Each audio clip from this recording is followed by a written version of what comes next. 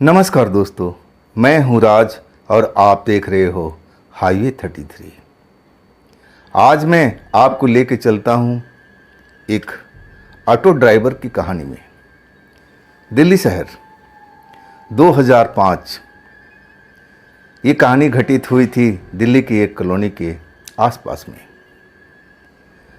अभी जो कहानी की शुरुआत हुई थी ना, सुधीर कुमार ऑटो रिक्शा चलाने का काम करते थे। अब उनके बड़े भाई भी यही काम करते थे। सुधीर वैसे तो उत्तर प्रदेश के प्रयागराज जिला के रहने वाले थे, लेकिन इनके भाई और आधा परिवार ही समझ लो कि दिल्ली में रहते थे। कॉलोनी में अच्छा भला मकान बना हुआ था। माता पिता सुधीर के भी यहाँ रहते थे और कभी कभी जब खेती का काम शुरू होता था गांव में तो लोग चले जाते थे। सुधीर भी जाते थे, उनके बड़े भाई भी जाते थे, उनकी भाभी भी जाती थी। लेकिन सुधीर अभी शादीशुदा नहीं थे, कुंवारे थे। 1 साल के बाद उनकी शादी तय हो चुकी थी। 1 साल के बाद उनका शादी होना निश्चित हो गया था। अभी तो सबको पता था, सुधीर भी इस बात को अच्छी तरह से जानते थे। आज जो उनकी दुल्हन बनने वाली थी वो भी खूबसूरत लड़की थी, पढ़ी लिखी थी, समझदार थी। मिल भी चुके थे सुधीर, तो मन ही मन बड़ा प्रसन्न रहा करते थे कि चलो 1 साल की बात है, 1 साल कैसे भी, इसके बाद तो मेरी दुल्हन आ ही जाएगी। अब मैं बता रहा हूँ कि आखिर उनके साथ में ऐसी घटना क्यों घटी थी। सुधीर रात की ड्राइव भी करते थे और उनके जो बड़े भाई थे ना, वो सुबह का काम करते थे। सुबह 7 बजे उठते थे उनके बड़े भाई, ऑटो रिक्शा लेकर के चले जाते थे और शाम को लौटते थे 7 बजे, कभी 6 बजे। और ज़्यादा से ज़्यादा लेट हुआ, कहीं दूर चले गए तो 8 बजे तक लौट आते थे। और इधर सुधीर अपनी ड्यूटी को अच्छी तरह समझते थे। जैसे भैया आए, अब उनसे बातचीत हुआ और फिर चाबी पकड़े तैयार तो रहते थे और फिर अपने काम पर निकल जाते थे। रात को 12 बजे, रात को 11 बजे, मैक्सिमम हुआ तो रात को 1 बजे तक अपने घर पहुंच जाते थे। जब उनकी कमाई धमाई हो जाती थी और फिर जब कोई ग्राहक मिलता भी नहीं था तो अपना कॉलोनी में आ जाते थे। यही दिनचर्या उनके साथ में चल रहा था। लेकिन सुधीर जो थे थोड़ा मनमौजी किस्म के इंसान भी थे। जब उनके यार दोस्त अब बुला लेते थे कि सुधीर आज काम पर तो नहीं जाना, तो सुधीर मना कर देते कि नहीं भाई, काम पर तो जाना है, बात क्या है। तब उनके दोस्त कहते थे कि सुधीर आज हमारे दोस्त के घर में पार्टी है, वहाँ बियर वगैरह सब कुछ है, तो चलो ना, छोड़ो ना आज काम को। सुधीर इस पल का फ़ायदा उठाते थे। जब उनके भैया आते थे ना तो आराम से खाट पर लेटे रहते थे। भैया पूछते थे सुधीर काम पर नहीं जाना है क्या। तब वो बहाना बना देते थे कि भैया आज पेट ठीक नहीं है, कुछ तबीयत सही नहीं लग रही है, आज जाने का मन नहीं कर रहा था। बड़े भाई समझते थे, वो भी इसी लाइन में थे। जो सुधीर काम कर रहे थे वो भी तो उनके बड़े भाई थे। वो जान लेते थे कि आज सुधीर जाएगा नहीं, आज इसका इरादा कुछ और है। लेकिन टोकते वगैरह नहीं थे। जानते थे कि भाई बड़ा हो चुका है, आज ज़्यादा टोकी टाका मतलब टोका टोकी जो होता है वो सही नहीं होता है। इसमें जो इंसान है ना परेशान हो जाता है। और बड़े भाई समझदार थे, अब फिर कुछ बोलते नहीं, कहते हैं कि ठीक है आराम कर लो, घूम फिर लो, और जब थोड़ा तुम्हारा स्वास्थ्य सही हो जाए तो अगले दिन चले जाना, हर दिन तो कमाना ही है, चलो आज आराम ही कर लो। सुधीर तो यही चाहते थे। इसके बाद जब रात को 9 बजता था तब अपने दोस्त के घर भैया को बोलते थे, भैया मैं फलाने दोस्त के पास में जा रहा हूँ और थोड़ा वक्त लग जाएगा और फिर मैं लौट के आ जाऊँगा, आप दरवाज़ा खोल देना। सुधीर सब समझते थे कि आखिर जब कब जाना है कब आना है, भैया को छुपाते नहीं थे। भैया को बता के जाते थे, भाभी को बता के जाते थे। इधर बड़े भाई को भी पता था कि सुधीर क्यों जा रहे हैं, रात को क्यों जा रहे हैं। उनके जो साथी संगत है, दोस्त हैं, कुछ ना कुछ तो उनके घर में हो रहा है, पार्टी वार्टी हो रहा, तभी तो जा रहे हैं। खैर मना नहीं करते थे। सुधीर जब लौट के आते थे, दरवाज़ा पीटते थे तो कभी भाभी भी दरवाज़ा खोल देती थी। अब भाभी का इतना पहचान नहीं था कि कोई अल्कोहल ड्रिंक लिया हुआ है नहीं है। लेकिन जब सुधीर के बड़े भाई दरवाज़ा खोलते थे उनको अब भनक तो लगी जाती थी। लेकिन समझदार इंसान थे, कुछ बोलते नहीं थे। चलो भाई लड़का जवान हो चुका है, अब क्या इसके मुँह लगना, क्या समझाना, अब एक ही बात को बार बार रिपीट करना, ये भी ठीक तो नहीं लगता है। अपने कमरे में सुधीर चले जाते थे, फिर आराम करते थे। अब फिर अगली सुबह उनके भैया जब काम पर चले जाते थे, अब दिन भर अपना आराम करना, इधर उधर घूमना, दोस्तों के साथ बातचीत करना, मनमौजी किस्म के लड़के थे, इंसान थे। जब शाम हो जाता था, जब भैया उनके लौट आते थे, ऑटो रिक्शा की चाबी लेते थे और बिना देरी किए हुए घर से निकल जाते थे। कभी रात को 12 बजे, फिर वही टाइम, वही सब कुछ चलने लगता था। लेकिन एक रात जब वो गए, अब वैसे तो रात को 1 बजे तक मैक्सिमम आ जाते थे लौट करके, जो भी कमाई हुआ, जितना भी हुआ, कभी कम होता था, कभी ज़्यादा भी होता था। तो इस चीज़ को वो ज़्यादा गौर नहीं करते थे। वो कहते थे जो हमारी किस्मत में था वो हमें मिल चुका है, अभी से ज़्यादा हम लालच नहीं करेंगे। लेकिन जब भैया भाभी अपना नींद में सोए हुए हैं, बाल बच्चे उनका लेकर के सोए हुए हैं, करीब 4 बजे के बाद जब भाभी की नींद खुलती है तो भैया को जगाती है, सुधीर आए क्या, आपने दरवाज़ा खोला क्या? घड़ी देखते हैं तो सुबह का 4 बजा हुआ है। सुधीर के बड़े भाई एकदम, उनका मन बेचैन हो जाता है। नहीं नहीं, मैं तो जगा ही नहीं, ना सुधीर का आवाज़ मुझे सुनाई पड़ा। शायद तुमको पता होगा, सुधीर आया है ना, आया है ना? तब सुधीर की भाभी कहती है कि नहीं जी, वो तो आया नहीं, अगर आता तो मैं दरवाज़ा नहीं खोलती। दोनों लोग भाग के जाते हैं दरवाजे पर, तो दरवाज़ा कुंडी लगा हुआ है मेन गेट का। सुधीर आए नहीं थे और उस टाइम सुधीर के मम्मी पापा भी यहीं पर थे, गांव से आए हुए थे और कुछ महीनों के बाद यहाँ आराम करने के बाद फिर लौट जाने वाले थे। सबको पता लग जाता है कि सुधीर घर पर नहीं आया है। सारे लोग परेशान हो जाते हैं और इसके बाद खोजने की तैयारी शुरू हो जाती है। भैया के मन में तरह तरह का शंका अब जन्म ले रही थी। उनको लग रहा था कि भाई कहीं पर एक्सीडेंट ओवर तो नहीं हो गया। अब ड्राइवर के साथ में तो ऐसा ही होता है। और उस टाइम में 2005 की बात थी। अब ये जो मोबाइल फ़ोन वगैरह अभी चला है, अब उस टाइम उनके पास में था भी नहीं और इसका इस्तेमाल भी नहीं करते थे। दोनों भाई में से कोई भी नहीं करता था। अब वो लोग चल गए ढूंढने के लिए अपने पड़ोस के लड़कों को लेकर के। जहाँ जहाँ उनको पता था कि यहाँ पर स्टैंड पर सुधीर अपना ऑटो लगाते हैं, स्टेशन पर, बस स्टॉप पर, जहाँ जहाँ सब जगह पर ढूंढ लेते हैं। उनके कुछ यार दोस्त भी मिलते हैं जो स्टेशन पर सुधीर के साथ रहते थे। जब सवारी नहीं मिलती थी तो आपस में मिल कर के बातचीत करते थे। उनसे पूछते हैं भैया सुधीर को आपने देखा तो कितने बजे तक देखा? तब बता देते हैं कि लास्ट में सुधीर को मैंने देखा था करीब 11:30 के आसपास में। वो कहने लगा कि देखो अब कोई सवारी मिल नहीं रही, अब मैं तो घर लौट रहा हूँ। इसके बाद हमसे कोई संपर्क नहीं हो पाया। बात क्या है? लेकिन उस टाइम भैया अब अलग दिमाग में अब एक तरह से डर पैदा हुआ पड़ा था। न जाने कहाँ गया सुधीर, कहीं उसका एक्सीडेंट हो गया, कहाँ है। आखिरकार वो लोग अपना रास्ते में तलाश करते हुए अपना कॉलोनी की तरफ आते हैं। मेन रोड से जो कॉलोनी का दूरी था लगभग 1.5 किलोमीटर की दूरी थी। कुछ एरिया जो था वो थोड़ा बिल्कुल सुन सपाट था। नाले भी थे, गंदे नाले भी थे और उसके बाद में कुछ बगीचे वगैरह थे, ऐसे पेड़ पौधे जो जंगली होते हैं वो भी लगे हुए थे। सुधीर के जो भाई हैं ना, अब रास्ते में तलाश करते हुए आ रहे थे। वो नाले के पास में एक कच्ची सड़क जाती थी, वहाँ पर अभी कोई कॉलोनी बननी थी, लेकिन अभी शुरुआत नहीं हुआ था। लेकिन दिन में लोग खरीदने, अब वो देखने के लिए प्लॉट लेने के लिए आते जाते रहते थे। वो कच्ची सड़क पर जब उनकी निगाह पड़ती है तब वहाँ पर एक घर था उसी कच्ची सड़क के पास में, और वहाँ पर सुधीर के ऑटो खड़ी हुई थी। ये जब देख लेते हैं तो कई बार देखते हैं कि मेरा ऑटो है किसी और का है, चलो चल के देखते हैं। वहाँ पर मन में एक संदेह हो जाता है तो सुधीर के भैया चले जाते हैं वहाँ पर। कुछ लड़के भी थे उनके साथ में। और जब नज़दीक पहुँचते हैं तो देखते हैं ये तो हमारा ही ऑटो है। तो सुधीर कहाँ पर है?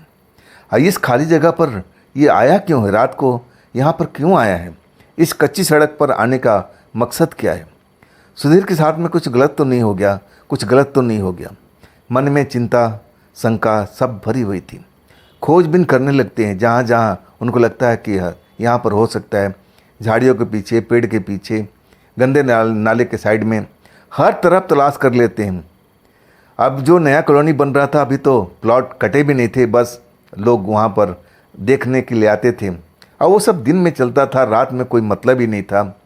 और वो जो घर था ना, प्रॉपर्टी वाले को ही था, किसी का, जो अपने लिए बना रखा था। दिन के टाइम में अपना वहाँ पर बैठ जाया करते थे, जो ग्राहक आते थे बातचीत करते थे। अब वो देखते हैं वो घर अंदर से बंद है। जब चारों तरफ देख लेते हैं तब कहीं पर सुधीर का पता नहीं लगता है। तब शंका आती घर की। घर का दरवाज़ा अंदर से बंद था। अगर यहाँ पर कोई नहीं है तो बाहर से ताला लगना चाहिए, मन में शंका हो जाती है। और इसके बाद वो दरवाजे पर दस्तक देने लगते हैं, सुधीर तुम अंदर हो क्या, सुधीर तुम अंदर हो क्या। सुधीर का कोई जवाब नहीं। लेकिन जब दरवाज़ा ज़ोर से पुश करते हैं, धक्का देते हैं, तो दरवाज़ा खुल जाता है। अब टेम्पररी से दरवाज़ा और घर भी टेम्पररी से बना हुआ था। जो अंदर का दृश्य देखते हैं सुधीर के बड़े भाई, उनके होश उड़ जाते हैं। देखते हैं सुधीर अंदर में लंबे चौड़े ज़मीन पर पड़े हुए हैं, धूल मिट्टी में सने हुए हैं, शरीर पर एक भी वस्त्र नहीं उनके। ये सब देख करके होश तो उड़ ही चुका था। जो लड़के थे उनको बाहर ही रोक देते हैं, अरे भाई तुम लोग रुको, बाहर रुको। दरवाज़ा बंद कर लेते हैं। लड़के को समझ में नहीं आ रहा जो उनके साथ में थे कि आखिर ये दरवाज़ा क्यों बंद कर लिए। सुधीर अंदर है ना भैया, वो आवाज़ लगाते हैं। तब कहते हैं बस 2 मिनट रुक जाओ, मैं सब कुछ बताता हूँ। सुधीर को जल्दी जल्दी कपड़े पहनाते हैं और फिर दरवाज़ा खोलते हैं। सारे लोग पूछना चाहते हैं कि आखिर सुधीर यहाँ पर कैसे आया, लेकिन किसी को पता नहीं था।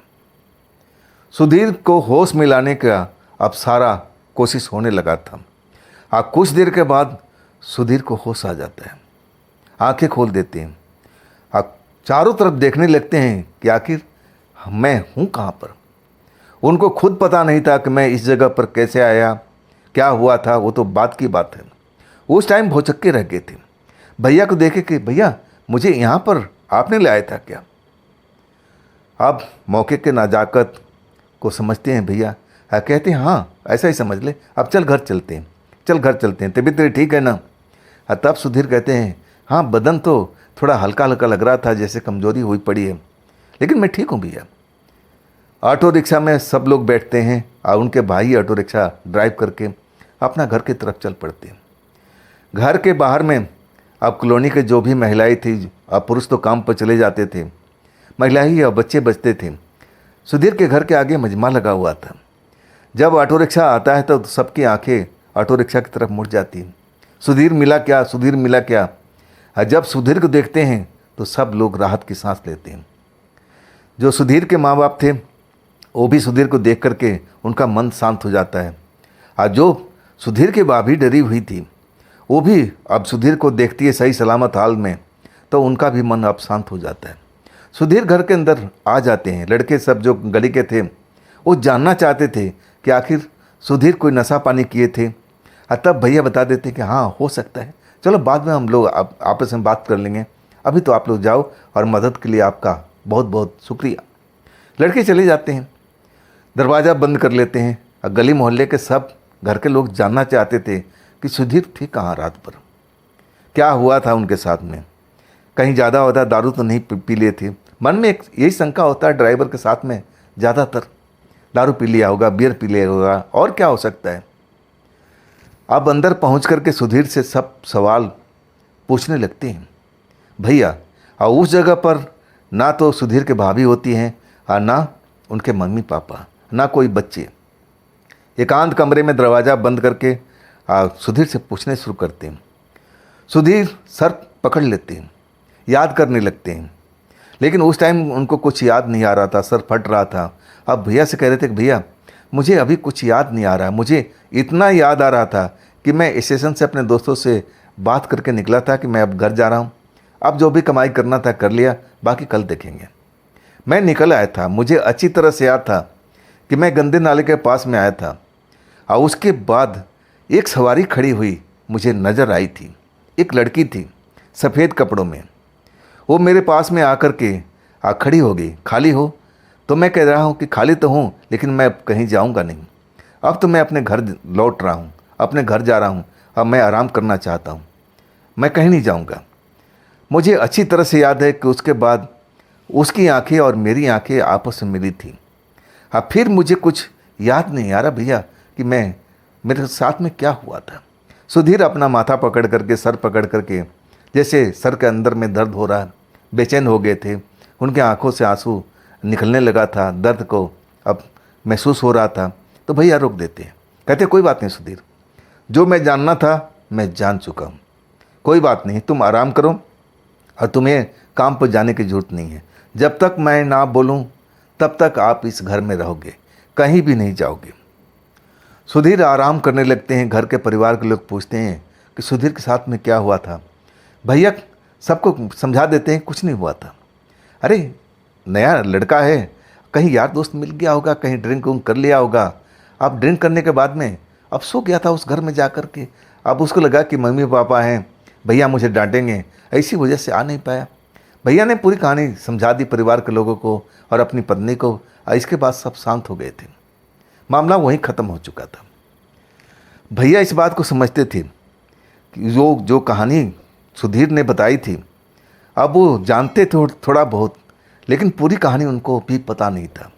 ये तो जानते थे कि जो गंदे नाले के पास में कोई ऐसी आत्मा वगैरह वहाँ पर कभी कभी नज़र आती है लड़की के रूप में।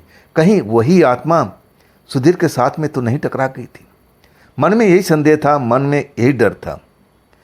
अपना मन का जो भ्रम था उसको दूर करना चाहते थे।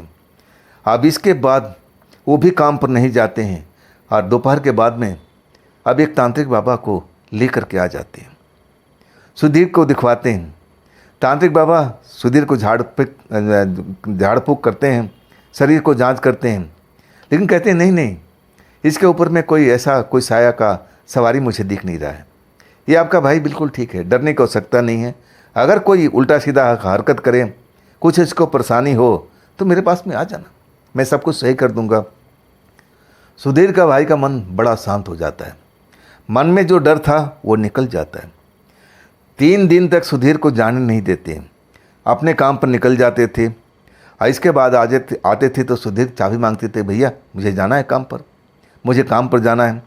लेकिन उनके भैया मना कर देते थे कि नहीं सुधीर, अभी रुको, जब मैं कहूँगा तभी आप जाना। सुधीर वो रहस्य जानना चाहते थे कि आखिर उस रात मेरे साथ में हुआ क्या था, मैं उस घर के अंदर तक कैसे पहुँच गया। और उनको तो ये भी नहीं पता था कि उनके शरीर पर वस्त्र भी नहीं था। बस यही मालूम करना था कि उस रात में उस जगह पर कैसे पहुंच गया था। लेकिन ये बताने वाला कोई मिला ही नहीं था, ना भैया का पूरा कहानी पता था, और खुद सुधीर जो भुक्तभोगी हैं उनको पता नहीं था, तो दूसरा कोई तो वहाँ पर था ही नहीं। मामला 3 दिन तक बीत जाता है। 3 दिन पूरा बीत जाता है और सुधीर के साथ में कुछ गलत नहीं होता है, घर में ही रहते हैं। और तब भैया को लगता है, सुधीर को, बड़े भैया को, कि अब मामला सब ठीक है। जैसे तांत्रिक बाबा ने बताया था, ऐसा जो बताया था बिल्कुल परफेक्ट है। मेरा जो डाउट था वो क्लियर हो चुका है। सुधीर को, भैया को अब ये एहसास हो चुका था। लेकिन अब सुधीर जो थे उनको समझ में नहीं आ रही थी कि उस रात ऐसा क्या हुआ था, मैं उस घर में कैसे पहुंच गया था। भैया से कई तरह के सवाल पूछते थे, भैया उनको टाल देते थे, लेकिन जब लगने लगा कि सब कुछ ठीक ठाक है तब बता देते हैं कि सुधीर तुम ड्रिंक करते हो ना। सुधीर अपना नज़रें नीचे रख लेते हैं, वो बोल नहीं पाते हैं। तब कहते हैं कि देखो सुधीर, उस रात जो तुम्हारे साथ में हुआ था, तुम्हारे साथ तुम्हारे यार दोस्तों ने कोई मजाक किया था। तुम्हारे साथ में जो खेल हुआ था उस रात को, और समझ लो तुम उस घर में पहुंचे थे, तुम्हें कोई नशा पानी ऐसा दोस्तों ने दे दिया था और वो तुम्हारे आगे पीछे रहे होंगे। अब मामला बड़े भाई संभाल लेते हैं। सुधीर को एहसास नहीं होने देते हैं कि उनके साथ में क्या खेल हुआ था। इसके बाद जब 3 दिन कंप्लीट हो जाता है, सब कुछ सही होता है, तब सुधीर अपने काम पर निकल पड़ते हैं। लेकिन निकलने से पहले भैया उनको समझाते हैं कि देखो सुधीर, तुम अब थोड़ा लेट जाओ, लेकिन आना सुबह में। बेशक तुम स्टेशन के पास में, बस अड्डे के पास में कहीं भी जा कर के तुम आराम कर लो, लेकिन जो घर के तरफ लौटो ना तो सुबह के टाइम में 4 बजे के बाद ही आप घर पे लौटा करो। सुधीर उनसे कई सवाल पूछते, भैया ऐसा क्यों, तब वो कोई ना कोई ऐसा बहाना बना देते हैं कि देखो आजकल जो हमारे एरिया है ठीक ठाक नहीं है, यहाँ चोरी डकैती और छिनतई होती रहती है। सुधीर तुम समझदार हो, मुझे डर लगता है, तुम नौजवान हो, तुम जोशीले हो, मैं नहीं चाहता हूँ कि तुम्हारा कोई नुकसान पहुँचे। मैं तुमसे बहुत प्रेम करता हूँ। अब पूरी बात को संभाल करके आज सब कुछ बता देते हैं सुधीर को। सुधीर तो पहले हैरान होते हैं, लेकिन भाई का इतना प्यार था, अब टाल कैसे सकते हैं। तब कहते हैं ठीक भैया, मैं सुबह में जब रास्ता चलने लगेगा कॉलोनी की तरफ 4 बजे के बाद ही मैं अब आऊँगा। घर में अब जैसा पहले माहौल था फिर हो चुका था, कोई डर नहीं, कोई डर वाली बात नहीं। सुधीर अपने काम पर निकलते हैं, स्टेशन पहुंचते हैं, स्टेशन से सवारी अपना ढोना शुरू करते हैं। अब एक जगह थोड़ी एक बार जब पहिया घूम जाता है तो पहिया न जाने कहाँ जाके थमेगा। रात का करीब 12:30 बज चुका था। आपने एक बस स्टैंड के पास में ऑटो रिक्शा खड़ा करके और इंतज़ार कर रहे थे कोई सवारी आएगी। पास में एक हॉस्पिटल था, उनको लगने लगा कि यहाँ तो सवारी मिलेगी ही मिलेगी, कहीं नहीं और नहीं मिले लेकिन इस जगह पर ज़रूर मिलेगी, क्योंकि रात दिन पेशेंट आते हैं जाते हैं, सवारी की ज़रूरत पड़ती है। तभी एक सवारी उनकी तरफ आती हुई दिखती है। सवारी नॉर्मल ही जैसे आप समझते थे, सवारी सवारी के रूप में जानते थे। जब वो नज़दीक पहुंच जाती है तब वो देखते हैं कि भाई एक लड़की है, जवान लड़की है और इसको कहीं देखा है। उनके मन में डाउट आता है कि इसको मैंने कहीं देखा है। दिमाग पर जोर डालने लगते हैं, लेकिन समझ में नहीं आता है कि इसको देखा कहाँ पर है। सवारी होगी, कहीं बैठी होगी, मुझे याद नहीं आ रहा है, चलो कोई बात नहीं, बाद में याद आ जाएगा। उस लड़की से इज्जत से बात करते हैं, मैडम कहाँ चलना है। तब लड़की उनको देख के मुस्कुराती है, कहती है मुझे तो रात भर के लिए ऑटो चाहिए। अब तो बड़ा खुश हो गए थे सुधीर, अरे ये तो मोटी आसामी है भाई, रात भर के ऑटो का मतलब डबल पैसा, मज़ा आ जाएगा काम में। तो वो भी खुश हो जाते हैं, कहते हैं ठीक मैडम मैं तैयार हूँ रात भर के लिए। सुबह कितने बजे तक, तो बता देती है 4 बजे के आसपास तक। अब यही टाइम तो था सुधीर को अपने घर लौटने का। उनको लगने लगा कि मैं कहीं जा करके खाम खा सो जाऊंगा और उससे बढ़िया है इस लड़की का सेवा करूं। ये लड़की ना जाने कहाँ जाएगी आएगी, हमें क्या है, हमें तो पैसे से मतलब है। भाड़ा वगैरह सब कुछ तय हो जाता है। अब भाड़ा कुछ ज़्यादा ही होता है। सुधीर बढ़ा चढ़ा के पैसा मांगते हैं और लड़की बिना देरी के भी हाँ कर देती है। सुधीर एक पल के लिए हैरान हो गया, लेकिन अगले लगने लगा कि भाई बड़े घर की बेटी है, हमें क्या करना है, चलो अब लेके चलते हैं। लड़की उनको जगह जगह पर घुमाती है, नए नए जगह का पता बताती है। कुछ देर के लिए ऑटो से उतर जाती है और फिर ऑटो में आके बैठ जाती है। दूसरी जगह, तीसरी जगह। अब कम से कम 1 घंटा के आसपास हो चुका था। अब फिर एक जगह पर सुधीर को लेके जाती है और कहती है कि आप मेरे साथ में चलो, किसी को साथ में लेके आना है, किसी को साथ में लेके आना है, उसी हॉस्पिटल में दिखाना है, एक पेशेंट है। सुधीर को लगा कि ये तो अच्छा काम है भाई, ये काम तो करना भी चाहिए, इस काम में हमें पुण्य मिलता है, किसी बीमार को हॉस्पिटल तक पहुंचाना, उसकी मदद करना, ये तो बहुत अच्छी बात है। उस लड़की के कहने के बाद तैयार हो जाते हैं। एक पुराने घर में पहुंचते हैं। घर में रोशनी थी, दरवाज़ा खुला हुआ था। लड़की अंदर चली जाती है और सुधीर को बुलाती है, चलो पेशेंट को लेके आते हैं। जब वो जाते हैं कमरे के अंदर में तो वास्तव में एक बूढ़ा पेशेंट बेड पर लेटा हुआ था। शरीर हड्डियों का ढांचा था। ये देख करके सुधीर को लगने लगा कि भाई इसको हम कैसे उठाएंगे, ये तो उठाने की हालात में नहीं है। अगर मैं इसको उठाऊंगा कहीं हड्डी वड्डी इधर से चटक गई फिर तो लेने के देने पड़ जाएंगे। कांप के रह गए थे उसका दशा देख करके, मुंह सूखा हुआ, शरीर एकदम हड्डियों को ढांचा बना हुआ था। ये कैसे जिंदा है अभी तक। सुधीर को इसी बात का अब डर लग रहा था कि कब इसका प्राण निकल जाए, कहीं रास्ते में निकल जाए, फिर मैं क्या करूँगा भाई। लड़की की तरफ देखते हैं, मैडम ये पेशेंट कैसे हम लेके जाएंगे। लड़की कहती है हम लेके चलेंगे, हमने एक और बंदे को बुलाया है, आप हम उसके साथ मदद लेंगे, आप फिर हम उसको लेके हॉस्पिटल पहुंचेंगे। इनको हॉस्पिटल में चेकअप कराना है और इस टाइम उनको कुछ इमरजेंसी भी है, सांस लेने में तकलीफ़ हो रही है इनको। वैसे देख भी रहे थे सुधीर। वो जो बूढ़ा आदमी था रह रह के सांस ले रहा था। बस उसके शरीर में मांस तो था नहीं, बस हड्डियों का ढांचा था। लेकिन अब देख करके दया तो आ रही थी कि देखो ना किस पोजीशन में ये इंसान बूढ़ा आदमी पहुंच गया है। भगवान न करे ऐसा दिन किसी को ईश्वर दिखाए। अब वो लड़की कहती है कि आप बगल वाले कमरे में इंतज़ार कर लो, अब कोई आता ही है, इसके बाद हम बड़ी सेफ्टी तरीके से उठा करके ऑटो में लेके चलेंगे और हमारा पड़ोसी आ रहा है। जैसे वो लड़की ने बताया था कि कुछ देर के लिए आप बैठ जाओ, सुधीर का कुछ अटपटा नहीं लगा।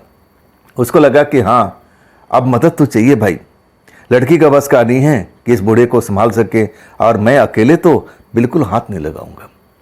बगल के कमरे में चले जाते हैं और इसके बाद इंतज़ार करने लगते हैं।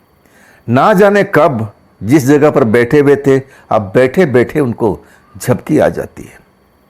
झपकी आती है ना तो एक सपने के अंदर चले जाते हैं।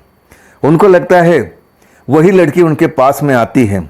आप मुस्कुरा के कहती है, देखो यहाँ सब तुम जो कुछ देख रहे हो ना ये सब छलावा है। मैंने ऐसा ढोंग रचाया हुआ है, यहाँ कोई पेशेंट नहीं है। वो बूढ़ा आदमी बस समझ लो वो यहाँ पर है ही नहीं। मैं तुम्हें पसंद करने लगी थी जब तुम नाले के पास मुझे मिले थे। मैं तुम्हारे साथ में रात भी बिताई थी, तुम्हें एहसास भी नहीं होगा। बड़े दिनों के बाद तुम मुझे मिले हो, तुम मुझे अच्छे लगते हो। मैं तुम्हारे साथ में अब रात बिताना चाहती हूँ। अब मैं तुम्हें भरपूर पैसा भी दूंगी, तुम मेरे साथ में रात बिताओगे। सुधीर उस लड़की को जो सपने के अंदर में देखते हैं भयभीत हो जाते हैं। लड़की तो वही थी लेकिन जिस तरह से बात कर रही थी सुधीर को सपने के अंदर में बड़ा अटपटा लग रहा था। वो मना कर देते हैं सपने के अंदर में कि नहीं नहीं नहीं, मेरा शादी होने वाला है, अगले साल मेरे शादी हो जाएगा, मैं ऐसा कोई काम गलत काम नहीं करूँगा। तब लड़की नाराज हो जाती है, सुधीर के सीने पर बैठ जाती है, गुस्से में कहती है मैं तेरा गला दबा दूंगी, मैं तुम्हें मार डालूंगी। मैंने तो सोचा था कि कुछ रात तेरे साथ में सही ढंग से गुजारूंगी, तेरा जान तो मुझे लेना ही है। मैं चाहती थी कि 3-4 दिन जो भी मेरे पास में समय है मैं तेरे साथ में मौज मस्ती कर लूँ और हम रात बिताएं अच्छी तरह से, लेकिन तू तो मानता ही नहीं है। सुधीर ऐसा महसूस होने लगा कि छाती उनके फटने वाली है और गला दबाते जा रही है, सांस बंद होते जा रहा है, ऐसा अपने आप को महसूस करते हैं। आंख बंद हो जाती है और तभी लड़की कहती है कि अब मानेगा या नहीं मानेगा।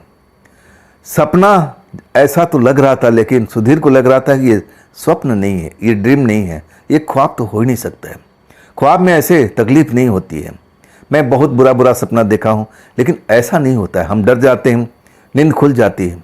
लेकिन यहाँ तो लग रहा है कि मैं जाग रहा हूँ, सब कुछ मेरे आंखों के सामने हो रहा है।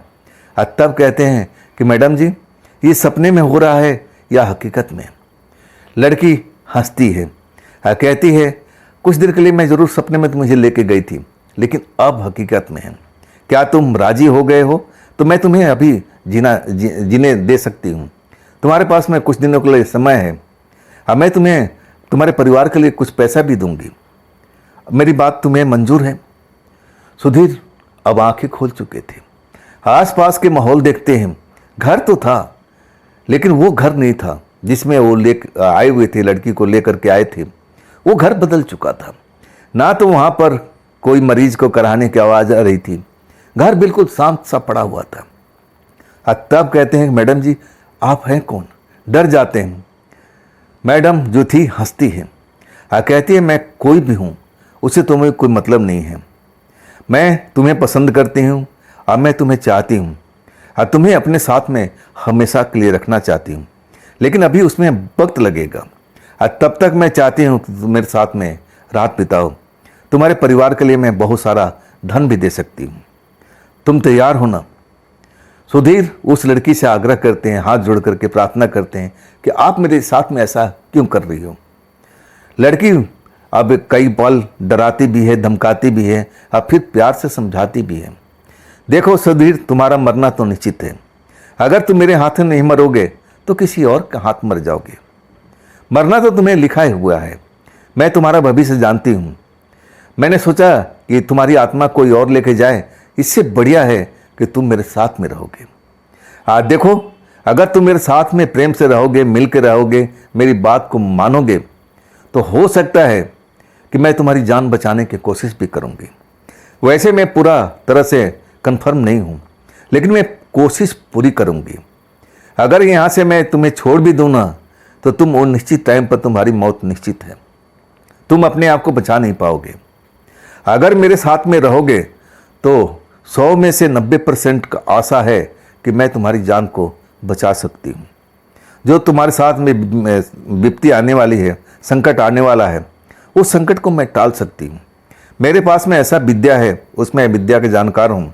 अब मैं तुम्हारी भला कर सकती हूँ, लेकिन शर्त यही रहेगा कि 3 रात मेरे साथ में रहोगे, जब तक वो विधि विधान तुम्हारे से हाथ से निकल ना जाए, वो संकट टल ना जाए, तब तक मेरे साथ में रात गुजारनी पड़ेगी। क्या तुम इसके लिए तैयार हो? सुधीर को विश्वास नहीं हो रहा था कि उनकी मौत होने वाली है। कैसे पता है लड़की को?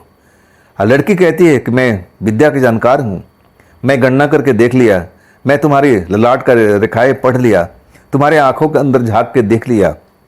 मौत तो तुम्हें लेके जाएगी, कोई रोक नहीं पाएगा। रोक सकती है तो मैं। तुम मेरी बात को मान लो। अब मैं कहती हूँ कि 90% आशा है कि मैं तुम्हारी जान को बचा लूँ, नहीं तो तुम्हारी जान तो जानी है। 3 दिन के बाद तुम्हारे साथ में कोई न कोई ऐसा खेल होगा, या रोड पर एक्सीडेंट हो जाए, या कोई बीमारी पकड़ ले, आसमानी बिजली गिर जाए, कुछ न कुछ तो तुम्हारे साथ में होगा। वो विपत्ति को मैं टाल सकती हूँ। सुधीर डर चुके थे। अभी भी उनको यकीन नहीं हो रहा था कि मेरी मौत होने वाली है। अभी तो उनकी शादी भी नहीं हुई थी। क्या क्या सपने देख रखे थे। उस लड़की ने सुधीर को एकदम डरा के रख दिया था। बार बार पूछते थे कि मैडम जी आप कौन हो, आप कौन हो मैडम जी, ये सब कैसे जान गई हो आप। तब लड़की अपने आप को कोई तांत्रिक बताती है कि मैं तंत्र गणना करती हूँ, तांत्रिक हूँ मैं, ये सब अनुष्ठान करके मैं तुम्हारी जान बचाने की कोशिश करूँगी, लेकिन तुम्हें तो तैयार होना पड़ेगा, जैसा मैं कहूँगी वैसा करना पड़ेगा। सुधीर को लगने लगा कि हाँ ऐसा हो सकता है कि मैं मर जाऊँ। अब अपने परिवार को याद आने लगता है कि मेरे मरने के बाद मेरे मम्मी पापा कितना रोएंगे, मेरे भैया मुझसे कितना प्यार करते हैं, मेरी भाभी कितना प्यार करती हैं, और मेरी जो अभी दुल्हन है, जो अभी बनी भी नहीं है, जब मेरी मौत के बाद उसको पता लगेगा तो कितना रोएगी, कितना तड़पेगी। आंखों से आंसू गिरने लगता है। उनको लगता है कि मेरी मौत तो अब निश्चित है। वो जो लड़की थी उनके कान में अब इतनी बात भर चुकी थी, दिमाग में बिठा चुकी थी कि उसी में खोए हुए थे। उनको लग रहा था कि बस मेरे पास में 3 दिन का टाइम है, इसके अलावा कुछ भी नहीं है। तब कहते हैं कि मैडम ठीक है, मैं तैयार हूँ, जैसा आप कह रही हो मैं वैसा करने के लिए तैयार हूँ, लेकिन वाकई में मेरी मौत हो जाएगी। लड़की मुस्कुराती है, कहती है जब मेरे साथ में रहोगे तो मैं मौत को टालने की कोशिश करूँगी, मैं उस मौत को तुमसे दूर भगा दूंगी। सुधीर अभी भी विश्वास नहीं कर पा रहे थे कि ऐसा भी हो सकता है, लेकिन लड़की जब उनके परिवार के बारे में सब कुछ बताने लगती है कि देखो तुम्हारा बाबा का, पिताजी का उम्र इतना है, तुम्हारी माँ का इतना उम्र है, तुम्हारे पिता के शरीर में वो बीमारी है, तुम्हारी माँ इस बीमारी से ग्रसित है, तुम्हारे भाभी का कुछ मेडिकल अब इशू हुआ था कुछ दिन पहले ही। अब ये सब बताते हैं ना तो एकदम सुधीर विश्वास कर लेते हैं, ये तो भाई सब कुछ जानती है, ये तो दूर दूर को बिना देखे हुए सबको बता सकती है।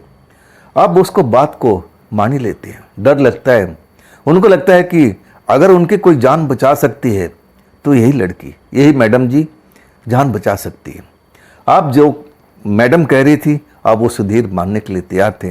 रात बिताते हैं। इसके बाद जब सुबह का 4 बजने वाला होता है तब मैडम कहती है आप जाओ सुधीर, लेकिन ध्यान रहे तुम मुझे उसी जगह पर मिलोगे, उसी बस स्टॉप पर मिलोगे, देर मत करना, मैं तुम्हारा इंतज़ार करूँगी, मैं ही तुम्हारी जान बचा सकती हूँ। आप फिर कुछ पैसे देती है जो सुधीर के लिए बहुत ही ज़्यादा था। सुधीर ने इतना तय भी नहीं किया था, जितना तय किया था उससे कई गुना ज़्यादा था। सुधीर के मन में खुशी थी, लेकिन मौत की आशंका से मन व्याकुल था। उनको लगने लगा कि नहीं, ये बात मैं अपने परिवार से किसी को नहीं बताऊंगा, मैं किसी को दुखी होने चाहता नहीं हूँ। डर गए थे। इसके बाद अपना घर लौट आते हैं। भैया जग जाते हैं और कहते हैं कैसा रहा तुम्हारा रात का सफ़र। थोड़ा उदास थे लेकिन भैया से नज़रें नहीं मिला रहे थे।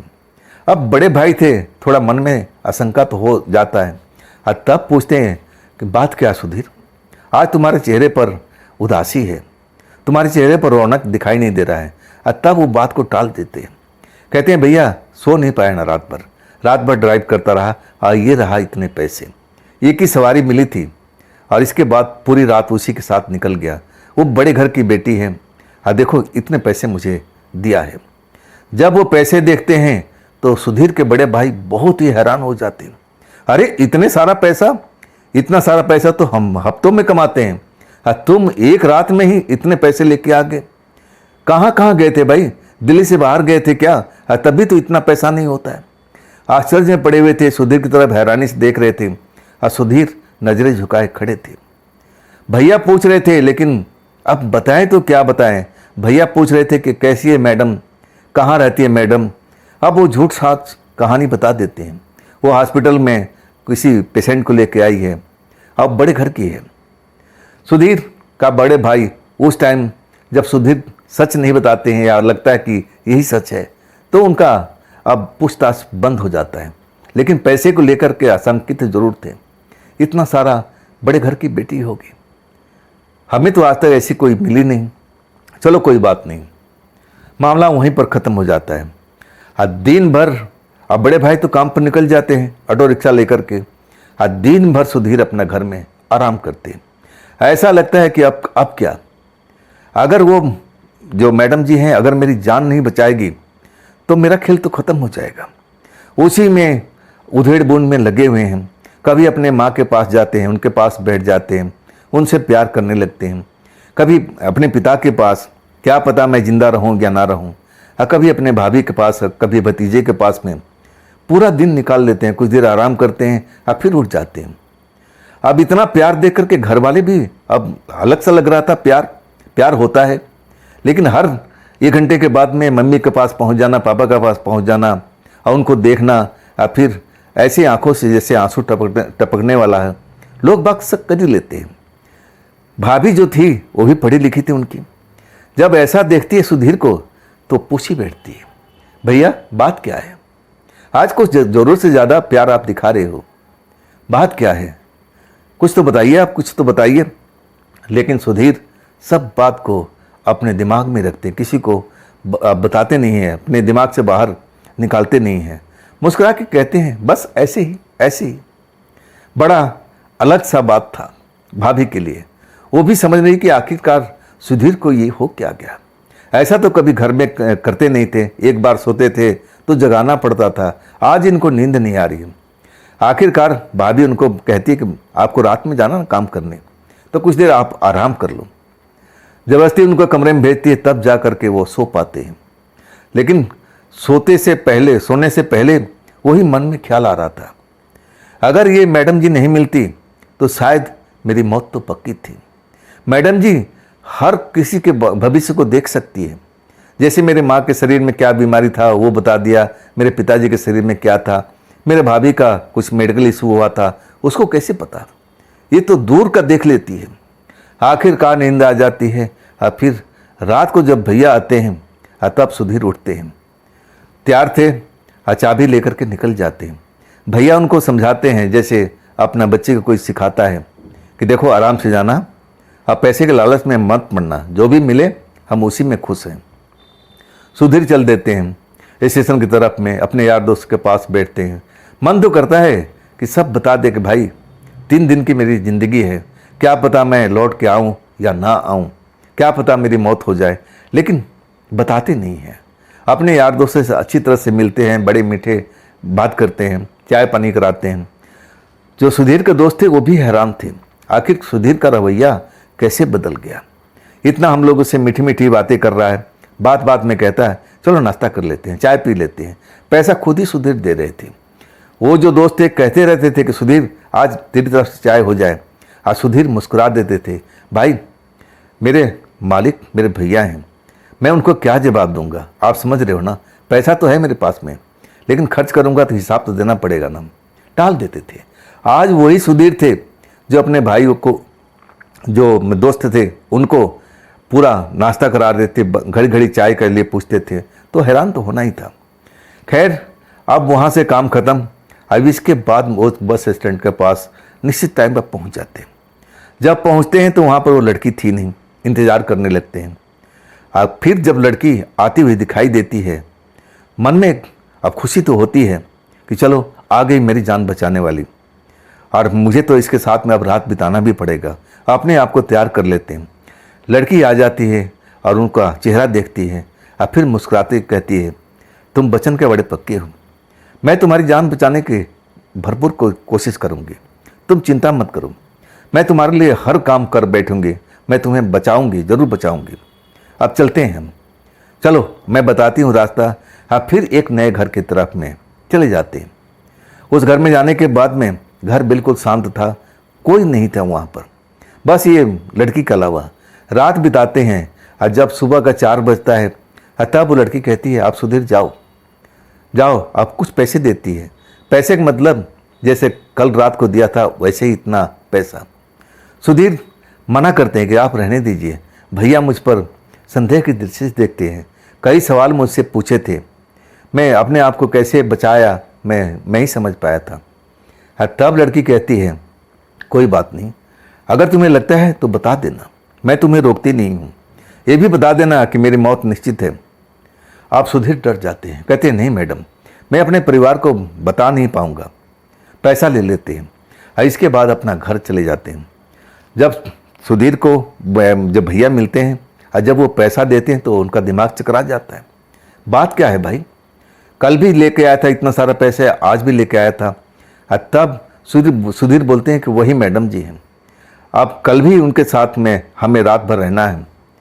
सुधीर के बड़े भाई चिंता में तो जरूर थे, लेकिन उनका भाई सही सलामत घर लौट आया था। बदन को निहारते हैं कि कहीं चोट खरोच कुछ ऐसी बात तो नहीं है, मन में शंका होता है, लेकिन ऐसा कुछ नहीं देखते हैं तो मन शांत हो जाता है। उनको लगता है कि कोई अच्छी पार्टी मिल गई है, चलो कुछ पैसा हमारे घर के लिए आ जाएगा, हमें पैसे की ज़रूरत भी है। तीसरी रात जब आ जाती है, सुधीर के मन में बहुत बेचैनी थी, घबराहट था, डर था। अब क्या होगा, मैं जिंदा रह पाऊंगा या फिर मैं मर जाऊंगा।